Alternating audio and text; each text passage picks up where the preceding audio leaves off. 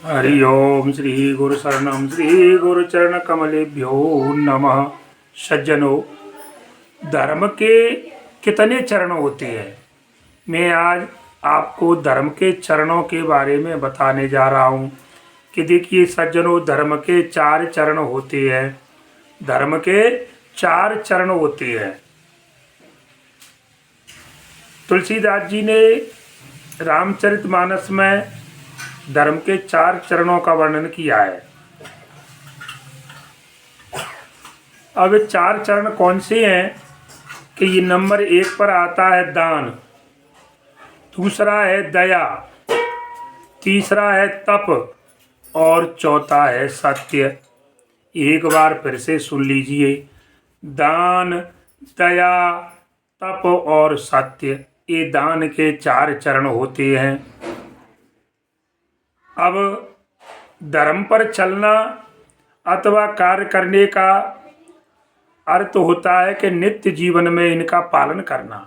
ऐसा नहीं कि एक दिन हमने कोई काम किया तो कि वो जीवन भर के लिए नहीं। धर्म पर चलने का और काम करने का अर्थ यही बताया है कि धर्म पर यदि आपको चलना है या किसी कार्य को करना है तो नित्य जीवन में उसका आपको पालन करना चाहिए। तो धर्म का पहला चरण मैंने आपको बताया सत्य। चाहे आप उसको दान को ले लो, चाहे दया को ले लो, तप को ले लो, सत्य को लो, पहले किसी का भी वर्णन कर लो। तो सत्य क्या है? सत्य का मतलब है कि हमेशा हमें सत्य बोलना चाहिए और सत्य का ही साथ देना चाहिए। आपको पता है दशरथ जी ने भी क्या कहा था कि रघुकुल रीत सदा चले आई, प्राण जाए बर बचनन जाई। सत्य की हमेशा जीत होती है, सत्यमेव जयते। तो हमें सत्य बोलना चाहिए और सत्य का ही साथ देना चाहिए। ठीक है, सत्य हारता नहीं है, पराजित नहीं होता, लेकिन परेशान होता है। लेकिन अंत में सत्य की जीत होती है। इसलिए पहला चरण सत्य है। दूसरा चरण सत्य के बाद आता है महाराज दया। तो दया करना ये संतों का स्वभाव है। प्रत्येक प्राणी पर दया का भाव हमें रखना चाहिए और उनके दुख में उनके हमें सहभागी बनना चाहिए।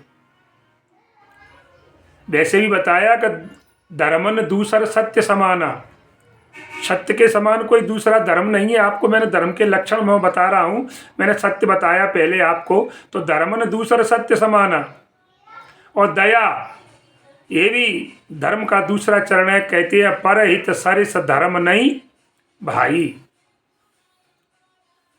दया करना ये संतों का स्वभाव है। लेकिन संत क्या जटाधारी संत होते हैं? नहीं। जिनका हृदय कोमल है, जिनका हृदय पवित्र है, जिनका हृदय दूसरों के दुख को देख करके द्रवित हो जाता है, सज्जनों, उन्हें संत कहते हैं।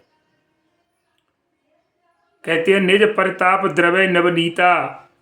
अपने ताप से तो नवनीत पिघल जाता है, द्रवित हो जाता है, लेकिन जो दूसरों के ताप को, दूसरों के दुख को देख करके पिघले, उसे संत कहते हैं। सुसंत पुनीता। तो हमें प्रत्येक प्राणी पर दया का भाव रखना चाहिए, उनके दुख में उनके सहभागी बनना चाहिए। सज्जनों, तीसरा चरण है तप। पहला सत्य, दूसरा दया, तीसरा तप। तप को हम भक्ति भी कह सकते हैं। अगर कोई व्यक्ति कहता है कि सर तप क्या है, तप भक्ति है। तो इसमें क्या करना चाहिए हमें कि नित्य प्रभु का नाम संकीर्तन करना चाहिए, नाम का उच्चारण करना चाहिए, कीर्तन करना चाहिए। कहने का मतलब है क्योंकि नाम उच्चारण करने से आपके मन में किसी प्रकार की आसक्ति पैदा नहीं होती। जो कलयुग के विकार हैं वो पैदा नहीं आएंगे। आपके मन में किसी प्रकार की आसक्ति नहीं रहेगी।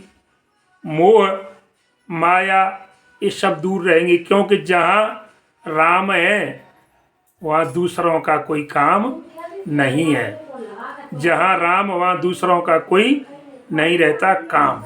इसलिए हमें नित्य प्रभु का नाम का उच्चारण करना चाहिए। सज्जनों, मैं बड़ी सरल भाषा में शॉर्ट में समझा रहा हूँ कि चौथा चरण है दान। चौथा चरण है दान। सज्जनों, मैं बहुत दिनों से YouTube पर नहीं आया, इसके लिए मैं क्षमा चाहता हूँ। अब मैं चौथा चरण दान बता रहा हूँ कि दान भी कई प्रकार के होते हैं। लोगों ने पूछा महाराज दान क्या है, क्या दान वस्त्र का पैसे का दान होता है क्या दान?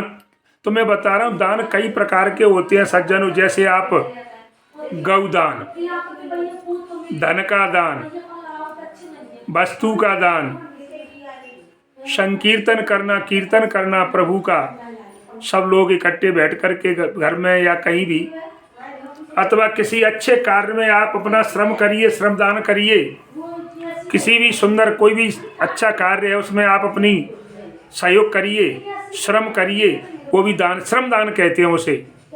वो भी तो श्रम है, परिश्रम कहते हैं। तन से, मन से, धन से। आपके पास धन नहीं है तो शरीर तो दिया है सर प्रभु ने, और मन दिया है, मन से भी तो है कि बिना किसी फल की इच्छा से। लेकिन बस बात यही है, कर्मण्येवाधिकारस्तेषु मा फलेषु कदाचन। फल की इच्छा मत करिए, श्रम करिए, दान करिए, लेकिन कोई चीज़ मांगिए मत परमात्मा से, वो बिना मांगे दे देते हैं। तो बिना इच्छा से, किसी फल की इच्छा किए बिना जो दान करते हैं वो कल्याणकारी होते हैं, उनका ही हमें लाभ प्राप्त होता है। और कलयुग में तो तुलसीदास जी महाराज ने दान का बड़ा विशेष महत्व बताया है। दान, क्योंकि धन की 3 गति होती है महाराज। धन की भी 3 गतियां हैं, दान, भोग और नाश। परमात्मा ने धन दिया है तो इसका दान करने में खर्च करिए। वैसे भी बताया है वेदों में कि दशांश, हमें अपनी कमाई में से दशांश का जो है और दान पुण्य में खर्च करना। फिर उसके बाद उसका भोग करिए, सुंदर वस्त्र पहनिए, सुंदर भोजन करिए, सुंदर सभी चीज़ें अगर दिया है प्रभु ने, और इसके बाद जो बच रहा है, अगर इतने पर आपने न तो उसका दान किया, न आपने भोग किया, तो लास्ट में क्या होगा? उसका नाश होता है। इसलिए मैंने आपको आज धर्म के 4 चरण बताए सज्जनों। ये धर्म के 4 चरण हैं, सत्य, दया, तप और दान। सज्जनों, इसी के साथ मैं आज के इस प्रसंग को यही समाप्त कर रहा हूँ। सभी जितने भी YouTube पर लोग जुड़े हुए हैं गिरिराज मुदगल YouTube चैनल पर, उन सभी के लिए सादर नमन। जय श्री राम, जय हनुमान।